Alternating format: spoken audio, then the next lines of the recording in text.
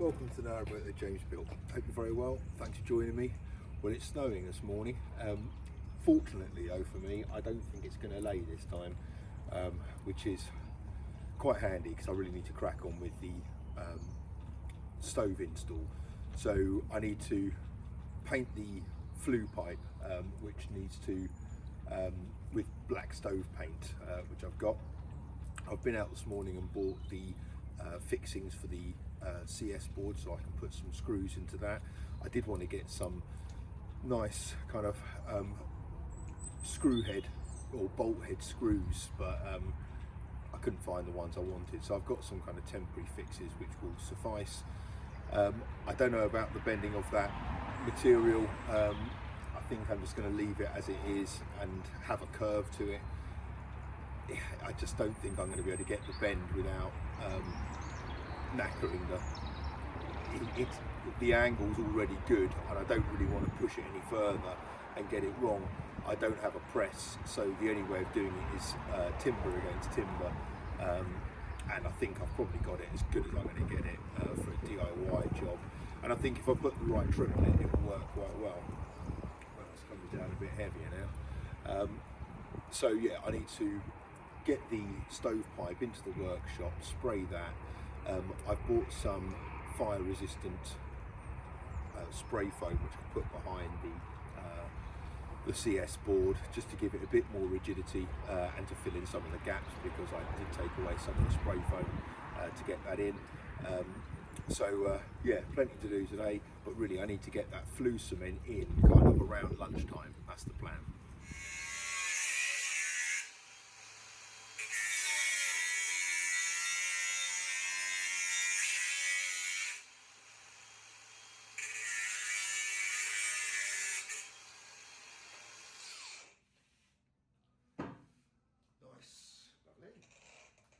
Thanking you.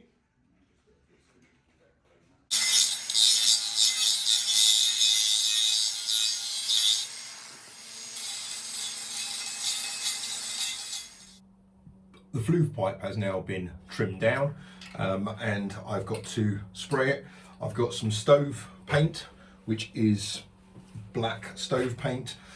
This will probably have a couple of coats of it, and then once it's in position, I'll probably paint it with some more of this. This is just to give it a coat and to get it on there, and obviously once it's on, I'll just dab it on with a brush or with a cloth or something like that.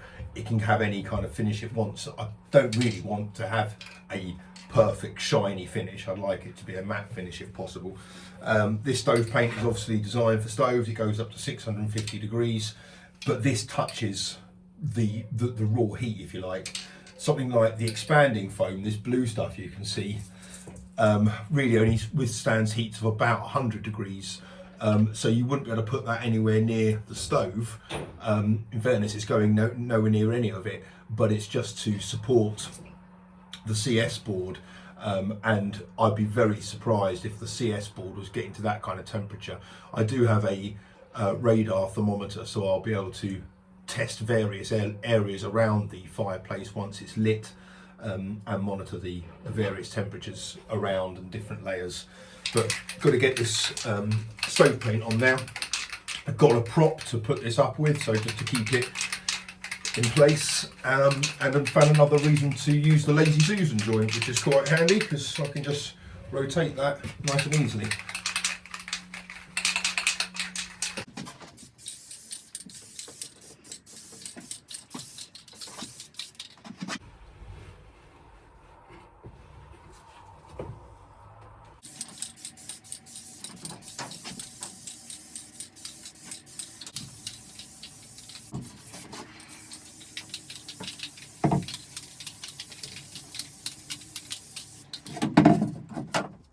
Right, so the piece of steel is in position now, and I need to mark out all the holes and then mark out the main hole for the flue to go through.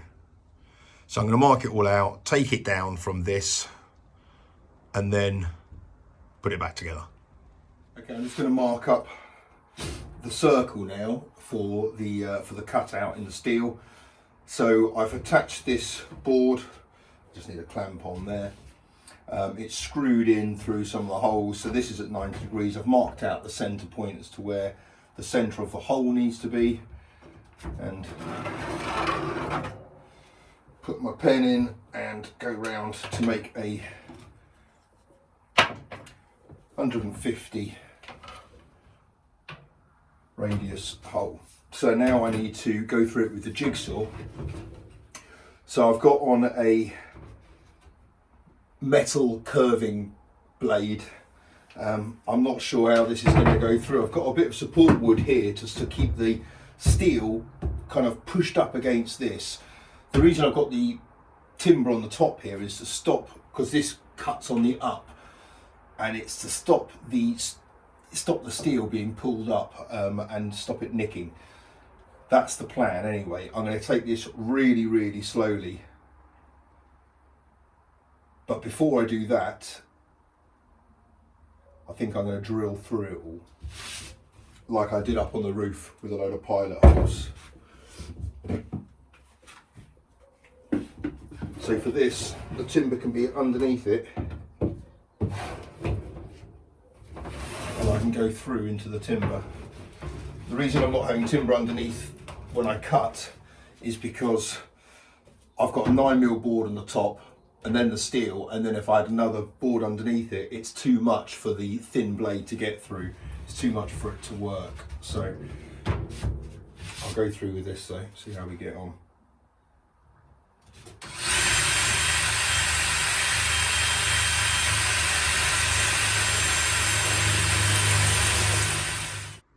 Well, that took a bit of time.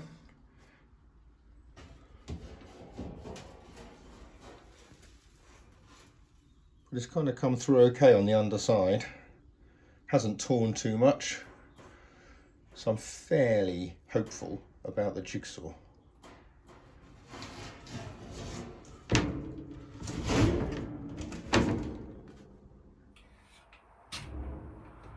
Right, so I'm now going about cutting this hole through the drill holes in the piece of stainless.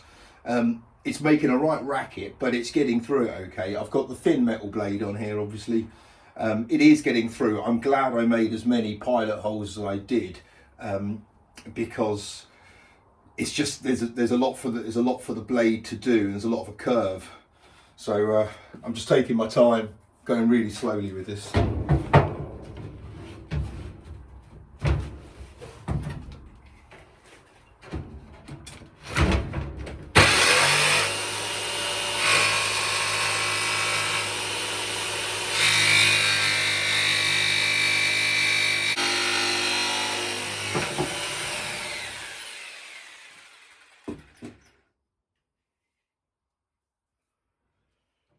Okay.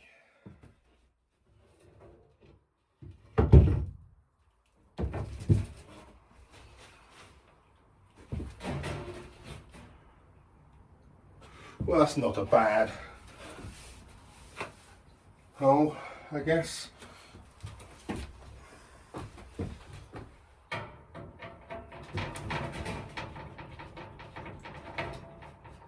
Now we've got to see if it's in the right place.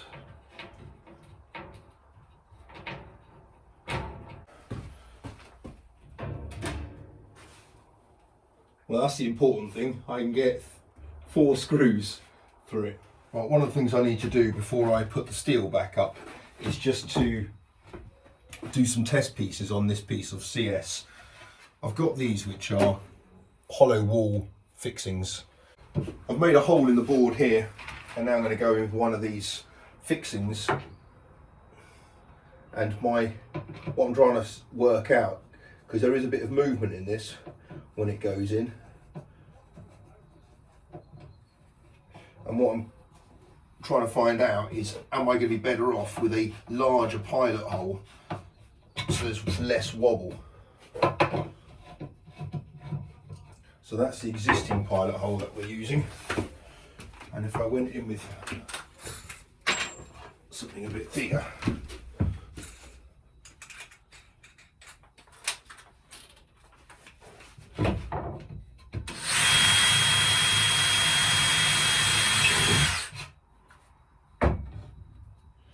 then if I went See, that already fits in nicely.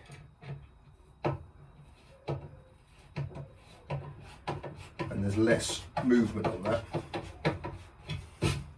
Right, so I'm going to go round and just change all these holes then.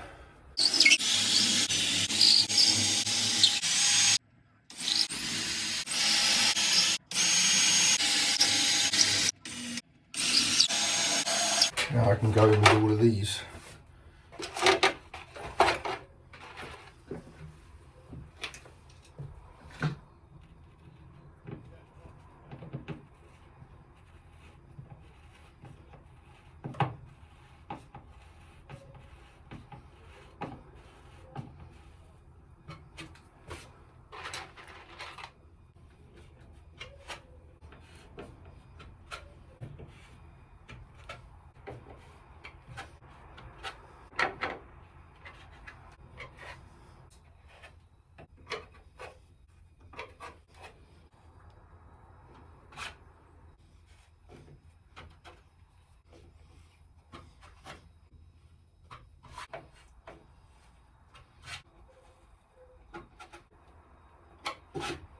Now this is the moment of truth.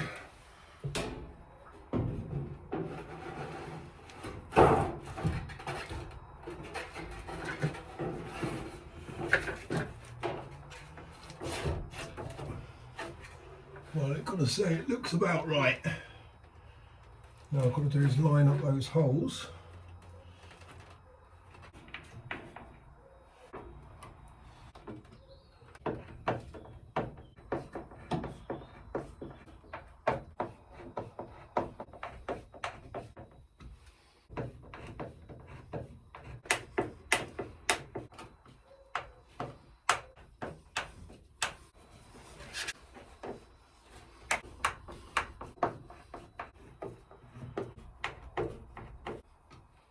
Right, well, that's in, and there's no kind of flex in the middle, so it's nice and taut, which is excellent.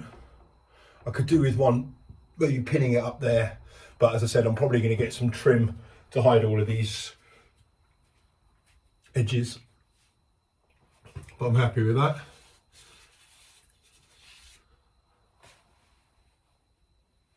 All right. This Hamlet stove comes with a hot plate and a spigot that have got to be attached on before putting the flue in. So I'm just going about putting some fire rope onto the back of this. This is self-adhesive fire rope, and it's obviously just to give it an airtight seal when the nuts are tightened.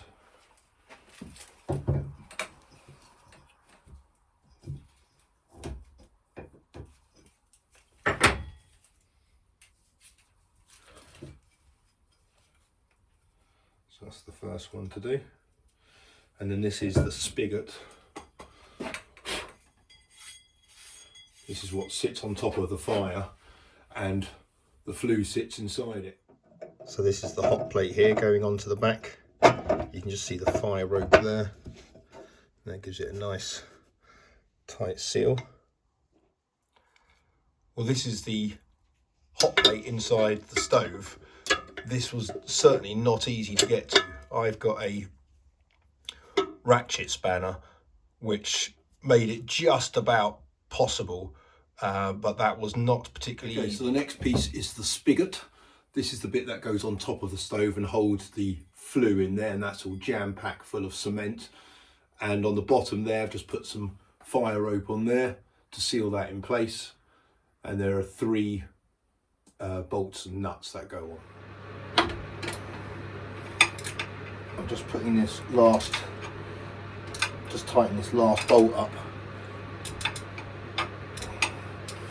on the spigot.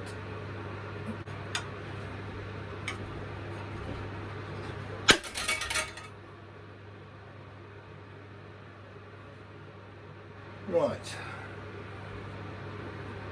well, that's knackered that.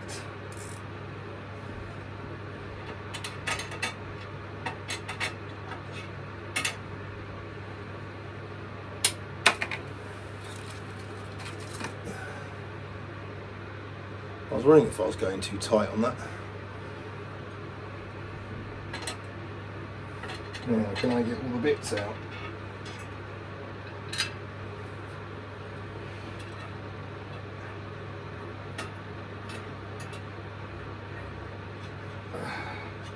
Right. Now that's not going to be easy to solve because that is a coach bolt.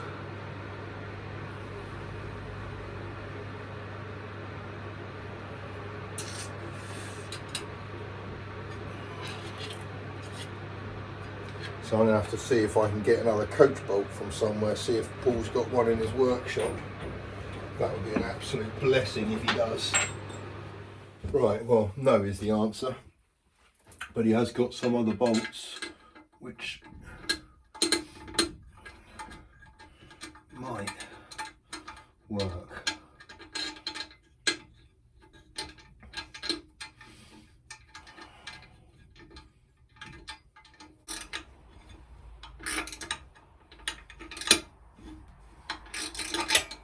Okay, good. That is in place.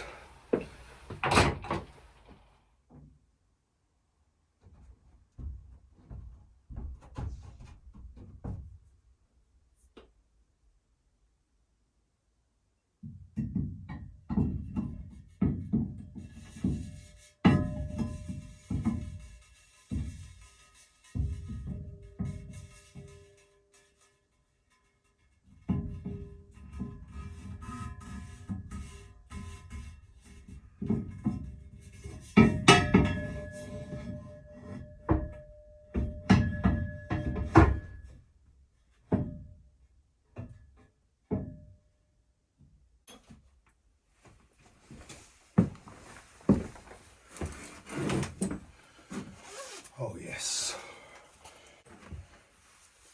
And the thing I would have been rather miffed about if I had forgotten was that. So I should be able to just shimmy this up.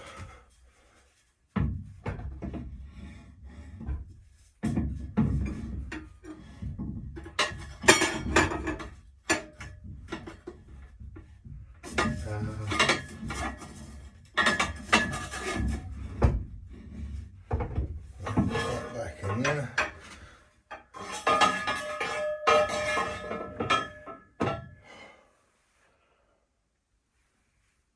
Oh yes, I need to get that on first.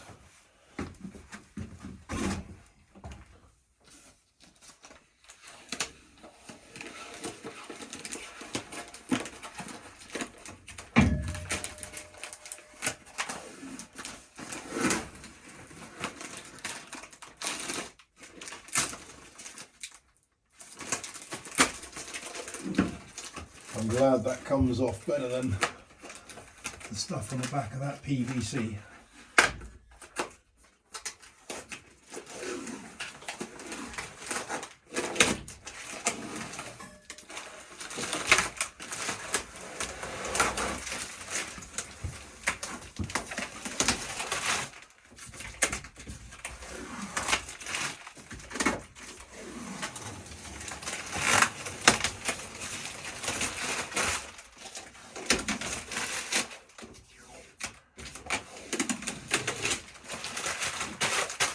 Oh yes.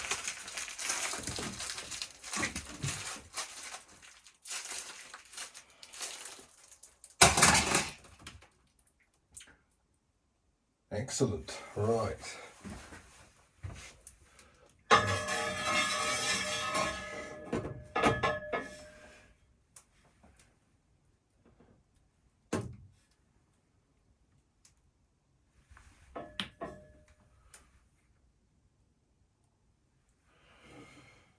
I was about to ask whether chrome and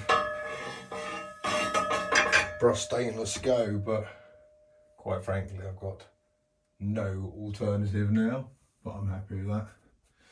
Right, screws. I'm just using these supports to hold this in place, just whilst I drill the holes into it.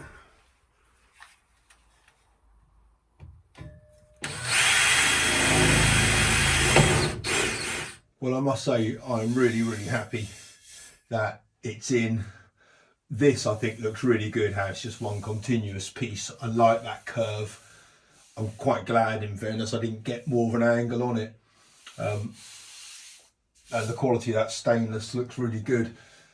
The finish on this is nice. Obviously it's only had one coat. I'll do some more. I probably won't use the spray because obviously I've got that there now.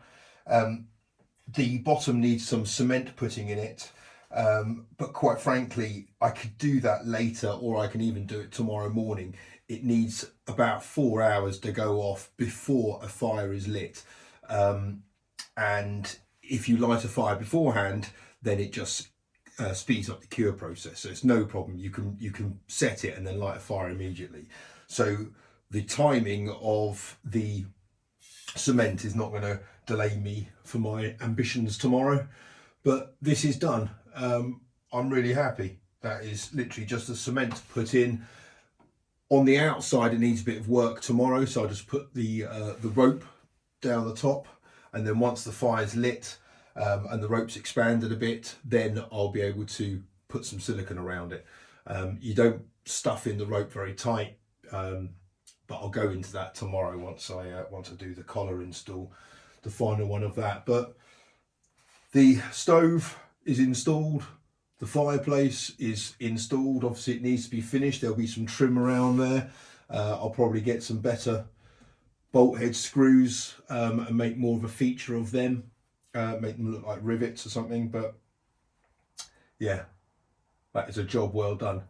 I hope this has been useful in terms of seeing all the stove installation, and I look forward to tomorrow when I can sit by this fire and enjoy a Sunday roast. So that was the plan, and it looks like it's going to come to fruition. So I'll see you then. Hope you guys are very well. Take care. Bye bye.